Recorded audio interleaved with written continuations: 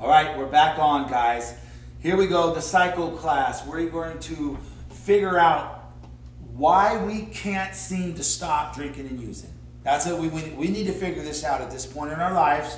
Why we can't stop drinking and using. Because we've been on this cycle long enough, over and over again on the merry-go-round. And we're hitting all these truths and consequences in our lives. And it's not fun anymore. Because we just keep merging remorseful. And here we go, just like Matt, making firm resolutions, right? All the promises in the world. This time is it. I'm finally done. Which, once again, turned into what? Another broken promise. I had broken promise after broken promise after broken promise because I'm emerging remorseful, even meaning it finally. I was lying and emerging remorseful for years because I wanted to get back over to my mom's house. I wanted to have people still in my life. So I'm emerging remorseful, lying through my teeth. But as time went on, I was emerging remorseful, realizing something needed to change, not knowing what or how, just knowing something needed to change. But even when I meant these firm resolutions, these promises I was given, I couldn't hold them out. I would always break them. And I was baffled by why. Until someone took the time to show me why I keep relapsing. Because when I emerge remorseful and make that firm resolution, that next promise, I'm sitting in this time frame of trying to stay away from drugs and alcohol, but I'm coming apart internally. Inside, I'm coming apart. My spirit is sick. And so I'm restless, irritable, and discontented because I'm just trying to stay away from drugs and alcohol. But you don't realize, and I didn't realize that the drugs and alcohol were the only things I found in life to treat what was going on inside. So once I put it in my system, the drugs and alcohol, this would kind of calm down the spiritual malady, my sick spirit that manifests itself in all kinds of different ways. With being restless, irritable, discontented. What about boredom? What about anxiety? What about depression?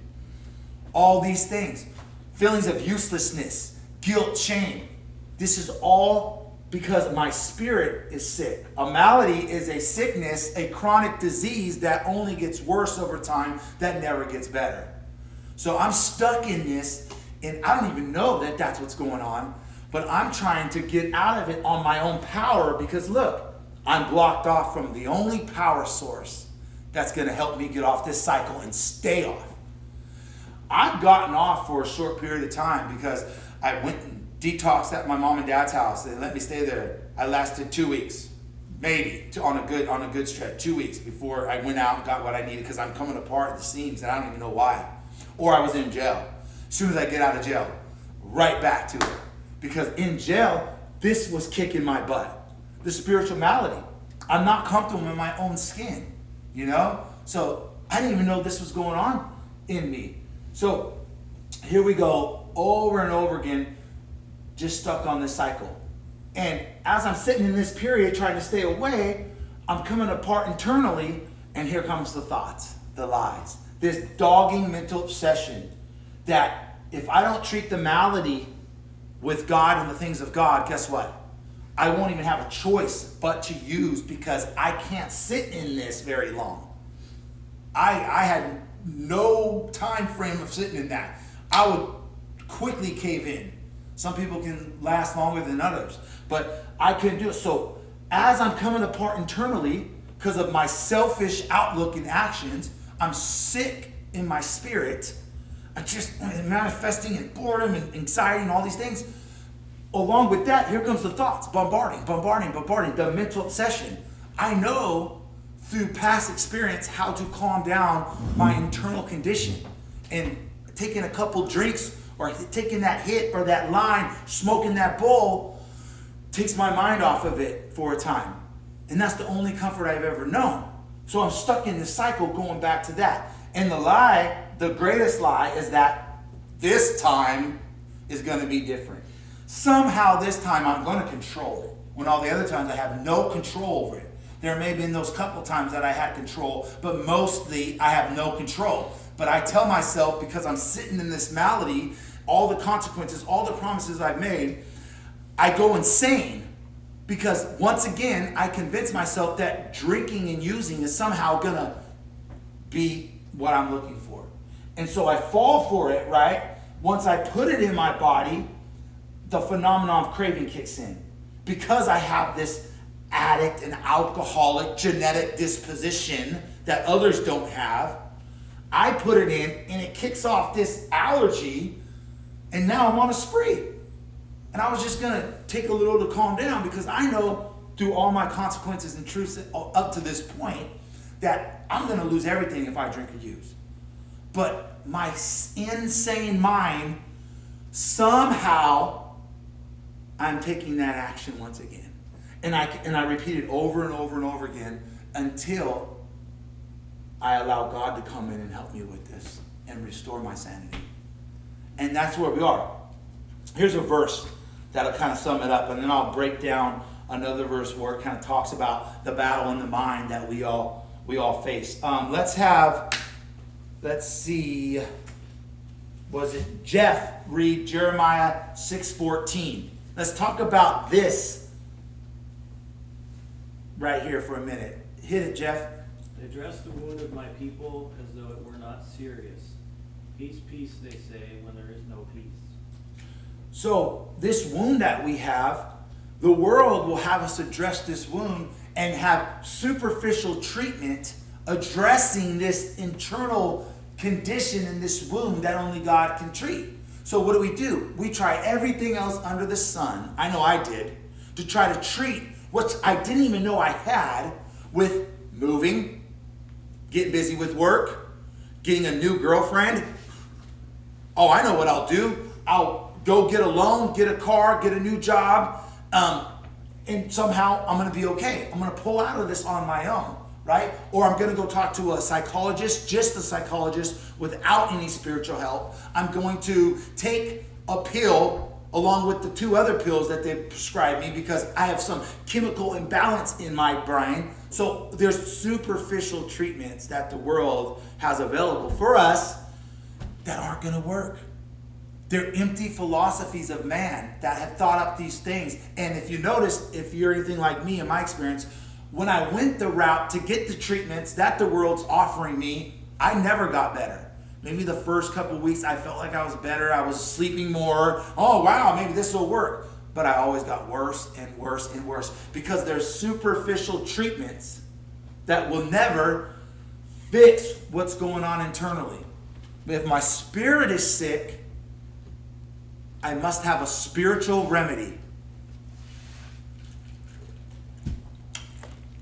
Everything else is a superficial treatment. And I've tried many of them, and I, by God's grace, realized that's not going to work for me. All right, so we just share this information. Hopefully, it doesn't work for you guys, or you realize that it doesn't work for you, and you're willing to try something different. Let's go to 2 Corinthians chapter 10, verse 3 through 5, so we can learn a little bit more about what's going on in this sick mind of ours, the battle of the mind. Because the Bible is very clear knowing that the battle is really not with flesh. The battle is in the spiritual realm. And the spiritual realm manifests itself through flesh. So it sure seems like the battle's with flesh.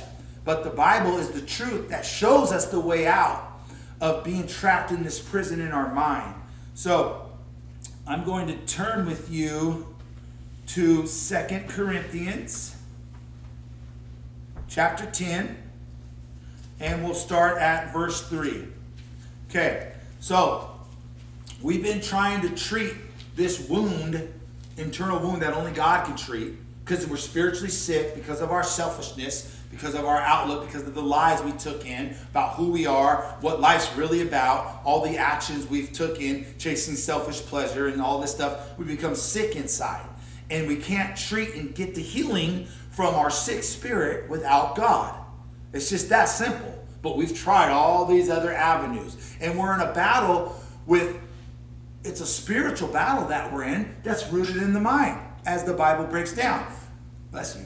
So if we're in a spiritual battle, we have to address this and attack it as we would if we're fighting a spiritual battle. So let's see what the scripture says. 2 Corinthians 10:3. It says, we are human, okay? Yeah, we're human. But we don't wage war as humans do. Okay, we are human, but we have a problem that's spiritual in essence and in nature. So how are we going to address this problem and get the solution for a problem that's spiritual if we try to approach it the way a human would approach it? You know, us humans playing God, wanting to solve all the problems in the world, all of our problems. We want to live life and solve problems without God. That's the pride of mankind, right?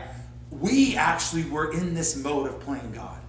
And God has to snap us out of that through brokenness and through humility to open our eyes and realize we were never God. We were never meant to play God. So we don't wage war as humans do. Verse 4, we use God's mighty weapons, not worldly weapons, to knock down the strongholds of human reasoning and to destroy false arguments. So we can't look to the world with their superficial treatment when it comes to a spiritual problem, right? So what we want to do, we want to fight using God's mighty weapons. Opening up to God, surrendering in prayer, and every morning starting off asking Him for His help, getting around like-minded people who've been through, and God has used people to show them the way out, so we go and show others the way out. We're fighting this all wrong. We're trying to beat addiction and other things with the way the world says to beat it. We weren't fighting it using God's mighty weapons. It's spiritual in nature is what we're up against, so we have to approach it using God's mighty weapons. And how would we ever overcome to knock down strongholds of human reasoning? Do you know what that is? Like our mindset that we've had and developed over years, our outlook on life, our outlook on who we are, flawed by selfishness and fear and hurt and all the baggage we're carrying. So we decide to, with our own human reasoning and our own thinking, solve problems that only God can solve? How would we ever be able to pull that off? Right? What about the next one? To knock down the strongholds of human reasoning and to destroy false arguments. Those are lies.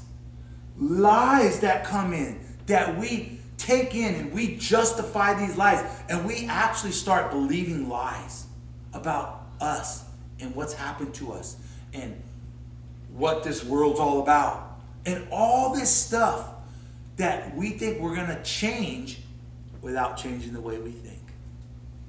That's why we have to fight this battle with God's mighty weapons. Only God can change the way we think so that we can then change. Right? Renewing our mind with God's word. Romans 12, 1 through 2, right? So we can not conform to the ways of the world, but we can start to conform to God's will and God's ways. And we will beat this and overcome this. Okay? So, verse 5. We destroy every proud obstacle that what? That keeps people from knowing God. This is a spiritual battle that we're up against.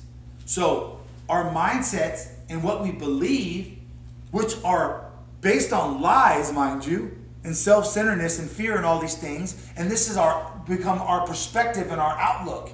And we need to know that we're in the battle for our mind. And as thoughts come in that are lies, we need to learn to fight back using God's mighty weapons and do what? Capture those rebellious thoughts. Notice them in the morning, starting off throughout the day. We better not let a lie just play with our minds and we start justifying it and we start, scenario building, and then we start believing the lie. Now our perspective is jacked off. Now it goes back to a disease of perception, how you're looking at things. So we need to know and be on guard and seek God every day, applying His mighty weapons, capturing those rebellious thoughts. These thoughts that what? That set themselves up against God and His word and His truth. And what do they ultimately do? They keep people from knowing God. What scripture just said. This is what when we start engaging in fighting the battle like this, guess what happens to a person? They get off this. They jump off the cycle. This cycle, this merry-go-round that we were just baffled by, I don't know why I can't stop using. I just keep going back. I stay away for a while, but there I am again going back. It's because we weren't fighting this properly. You got to engage in the spiritual battle that it is, tap into God's power, and then you will overcome addiction and anything else too, by the way. That's a little side note. We're focusing on alcoholics and addicts mainly, but God's the answer to anything. Depression, anxiety, pornography. He's the answer to everything, right? So why wouldn't he be the answer to alcoholism and drug addiction? He is. He is. And I haven't been back on this cycle in 10 years because of God's power, right? Okay, so we're learning how to fight back using God's mighty weapons. Now, JT, hit it, Colossians 2:8. See to it that no one takes you captive through hollow and deceptive philosophy, which depends on human tradition and the elemental spiritual forces of this world, rather than on Christ. So, be on guard. Whatever philosophy is coming at us through the world system, through different religions or whatever it is, you have to be on guard. It says, be careful not to be taken captive by any philosophy that the devil's throwing at you. It doesn't come from him. It comes from the world, as the scripture's saying. We need to be basing our outlook and our thought patterns on the word of God, what Jesus is saying and standing for. Then we will be able to stay off this cycle. So we know that playing God is an issue, right? So let's look to the big book, page 60. The big book's very practical of telling us what our problem is. I'm just going to read a couple lines here and there. If God is God and the director, he created us for himself.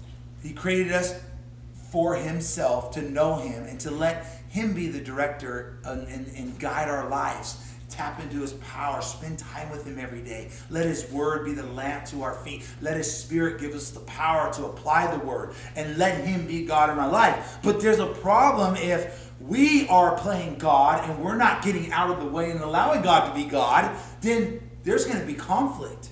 Right? Because we have no business. I have no business playing God. And that's what I tried to do. And my life ran into the gutter by Matt playing God. So look at what the big book says on page 60. I'm going to jump around a little bit. The bottom of the page, the last paragraph, it says this: the first requirement is that we be convinced that any life run on self-will can hardly be a success.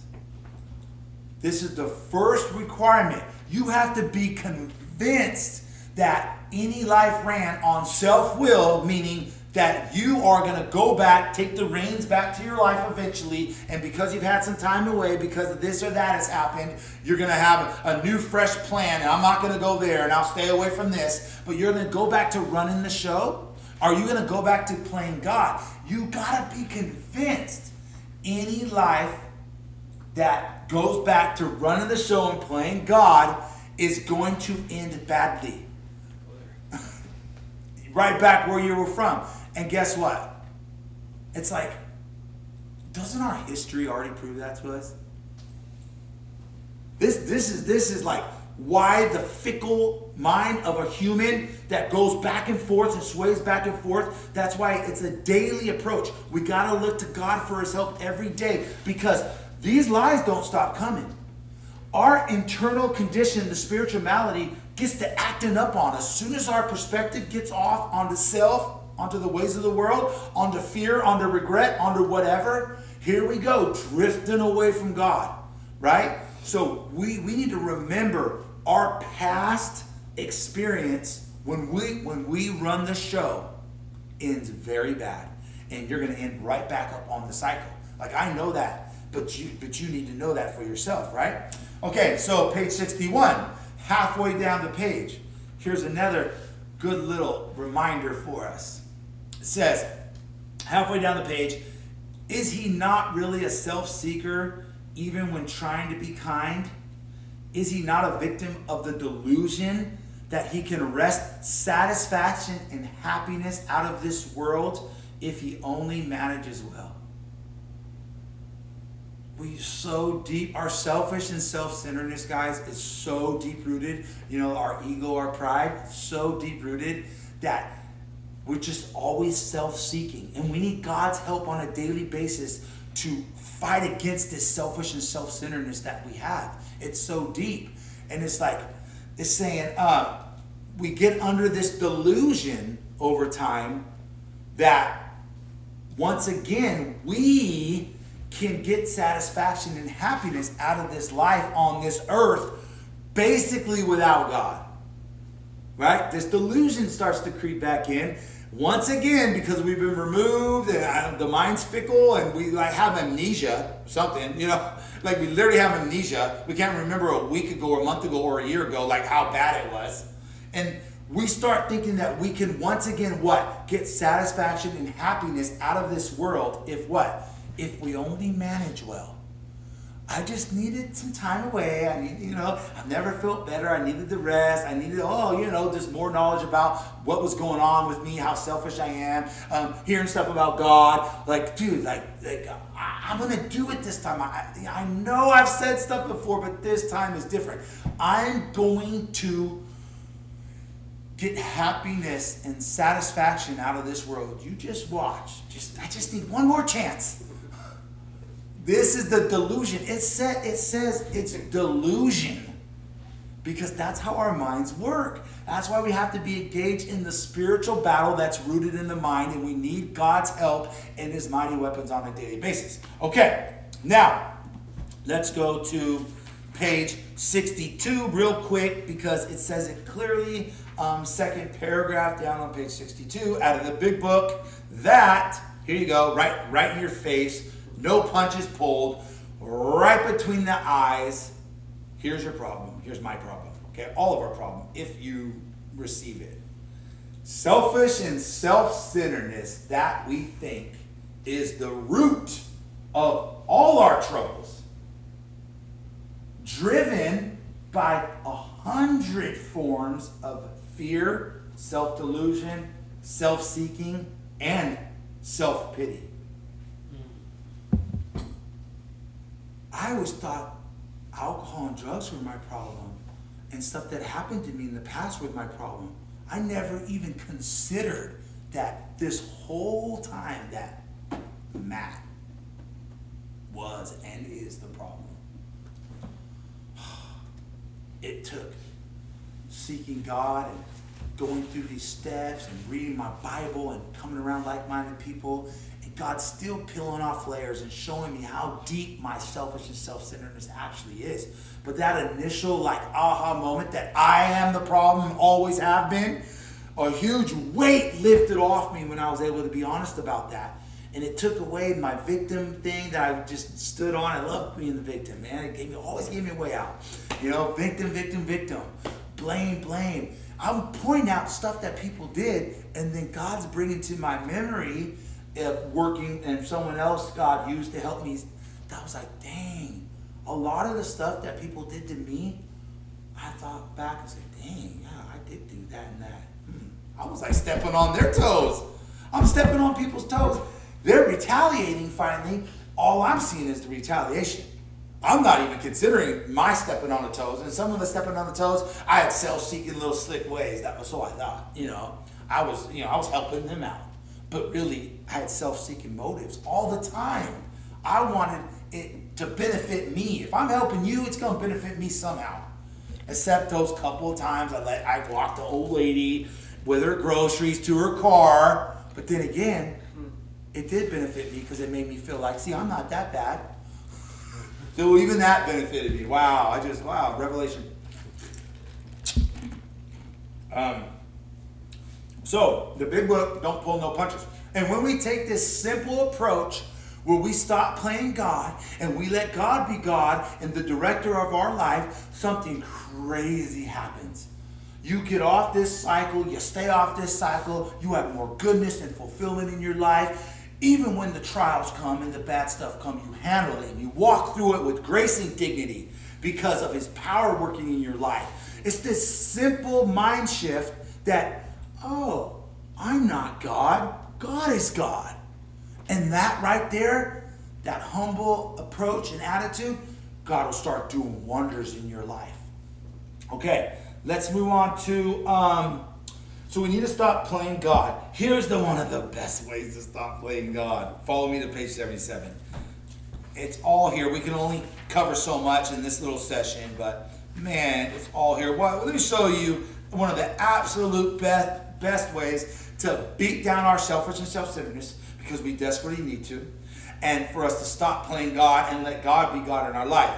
You want to know a really good way that I was never doing, and I do now, because I want to stay healthy inside. I want to stay off this cycle. I'm not trying to go back on this cycle. No. Matt got lashed on this cycle. I got I got beat. Like beat over and over and over and over, to where now I'm cool. I don't want no more. I white flag. I give up. I surrender. I'm not running the show no more. And when I get to start running the show, please God, by your grace and people in my life and my daily seeking, you help me to snap out of it, at least by that night or the next day. Because when I run the show, yeah. Okay, page 77. Here's some good ways. On the top right here, third line, our real purpose, here's your real purpose, here's my real purpose, is to fit ourselves to be of maximum service to God and the people about us. Wait a minute. That's my purpose in life? My real purpose? That never even crossed my mind as my purpose. My purpose was never just to only be of maximum service to God and others. Are you crazy? My purpose was, I was the center of the universe. I was playing God. People need to be concerned with me and my feelings, and I need to get my way. And when I don't get my way, I don't like it. How was my purpose was the opposite of what my real purpose is. My real purpose, as I found out, as I seek God and got into the Bible, and then over here to the big book and stay around like-minded people, my real purpose in life, if I want to stay okay inside, my real purpose is to be of maximum service to God and to others. And when I let up on that type of service, I get sick again. This starts to act up. My spiritual malady starts to act up, and I get sick in my spirit and in my mind, and it's only a matter of time. I think that rhymed. That even rhymed. My spirit and my mind, and it's only a matter of time. And I'm back on the cycle. Baffled. How did I get here again? Right? Some more, and then we'll close. Two more portions about how to beat this self-centeredness down. Page 83. See what it says. Page 83 out of the big book. This is in the chapter of Into Action. It says, asking each morning, about 6 or 7 lines down on page 83, says, asking each morning. Didn't say Tuesday, Thursday, Saturday. Didn't say just Sunday. It said each morning. This is the key, guys. In meditation, as I'm quieting my mind, thinking about God, maybe some praise and worship enters in, so the renewing of the Word, but just spending that time watching the sunrise rise each morning. Okay, what? Here's what I do. That our Creator show us the way of patience, tolerance, kindliness, and love. The spiritual life is not a theory. This isn't something you just, I understand. This sounds awesome. It's not a theory. It's to be put into practice every single day and morning. You start letting up on this, watch how sick you get. It's been solved. Addiction, alcoholism has been solved. It's not no longer a problem that's unsolvable. It's not a worldwide pandemic that there's no answer for. This is the answer. If you let up on this daily approach and look into God, asking Him for His power, His love in your life, making yourself available for God, for others, and continue in that, you're not going to get so sick internally that you fall for this lie of insanity to put something back in your body, a drug and alcohol. Then you're back on the cycle, back on the spree, more truth and consequences. Maybe you don't emerge remorseful. You ever think of that? You ever think that you used your 78 chances? 78. Some more, some less. You had 78 chances to snap out of this and wake up? And you thought you were going to get 79. Last part, and we'll close, because I will get penalized if I don't close it. 97. Page 97, and let's close up out of here. Okay, page 97, the third line, the end of the sentence of the third sentence. Here we go. I'm just going to hit it home. There's more. I'm only going to do this for the day because I only got an hour. Here we go. Helping others is the foundation stone of your recovery. It said it's the foundation stone. This is God's way. Love God, love others. This is how we are able to follow all the 10 Commandments. Because if we love others, how are you going to kill somebody? How are you going to cheat, sleep with their wife? How are you going to lie to them? How are you going to steal from them? When you love them, and we know with our love relationship with God is the only way we can truly love others. So we have to keep making ourselves available because it's the foundation stone of our recovery. We let up on this part as you stay here longer and we go over the 3 parts. This is one of the parts. This is the third part. How we treat our spirit and beat our selfish and self-centeredness down more than any other part. It's the best way to do it is making yourself available to help others. Right? And it says a kindly act once in a while isn't enough. Me helping the old lady with the groceries, that's not enough. You know, it says you have to act the good Samaritan every day if need be. Every day, each morning. It's simple. It's like you have a literal death sentence. Terminal death sentence. Just like a terminal cancer sentence. But you only have to do certain things every day for it not to come back. And the insanity come back, the malady act up, and then you're back on this cycle, which leads to your death. So you got to do certain things only. And it shouldn't be that difficult because we're willing to go through any lengths to stay healthy and connected with God, to stay off the cycle, damaging ourselves and everybody else. So it shouldn't be that hard. And we should have desperation to do what it takes, okay? We'll cover more next week. See y'all later. God bless.